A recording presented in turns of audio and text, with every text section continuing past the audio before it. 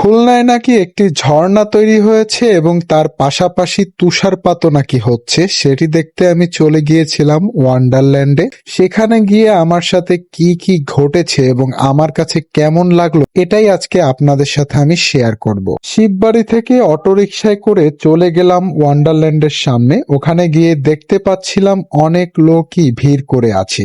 আরো যেহেতু ছুটির দিন ছিল এই জন্য লোক একটু বেশি ছিল বলে আমার মনে হচ্ছিল। এখানে আগে প্রতিজনের টিকিট ছিল ১০০ টাকা করে, কিন্তু এখন প্রতিজন ৫০ টাকা করে টিকিট কেটে এখানে ঢুকতে হবে। প্রথমেই ঢোকার পরে এই যে এখানে দেখতে পাচ্ছেন কিছু আর্টিফিশিয়াল গাছ আছে এবং এখানে দেখেন ওই যে চরকির মতো আছে যেখানে উঠে ঘোরা যায়। এবং এরপরে আমি দেখতে পেলাম একটি ঝর্ণা এবং তার পাশে ছোট একটি ময়লা সুইমিং পুল, আর পাশাপাশি এখানে ছবি তোলার জন্য কিছু জায়গা আছে, কিন্তু জায়গাটি আমার কাছে অনেক ছোট লেগেছে এবং একটু বেশি অপরিষ্কার লেগেছে। এবং এখানে দেখেন এখানে যে রাইডগুলো এগুলো অনেকটাই নষ্ট হয়ে গেছে। যে এমনও কিছু রাইড আমি দেখতে পেয়েছিলাম যেগুলো কিন্তু এখন আর চলে না। এই যে পানির নিচে একটা রাইড ডুবে গিয়েছে।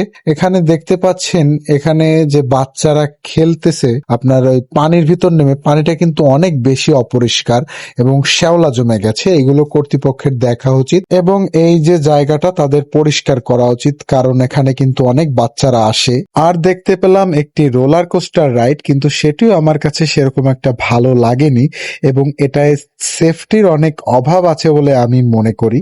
এখানে আপনাদের এক একজনের এক এক রকম মতামত থাকতে পারে, কিন্তু আমার মতামত এখানে ৫০ টাকা দিয়ে ঢোকা আমার কাছে মোটেও ওয়ার্থ ইট বলে মনে হয় না। এবং এখানে জায়গাটা অনেক বেশি অপরিষ্কার এবং অনেক আগাছা জন্মে আছে এবং শ্যাওলা পড়ে গেছে, হাঁটার ভালো জায়গা নাই।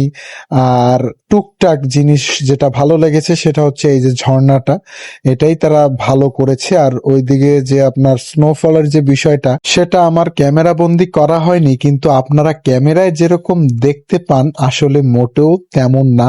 আমি আমার পার্সোনাল মতামত জানালাম, আপনারাও আপনাদের মতামত জানাবেন এবং কার কার গিয়ে ভালো লেগেছে এবং কার কার গিয়ে ভালো লাগেনি সেটা অবশ্যই কমেন্ট করে জানাবেন।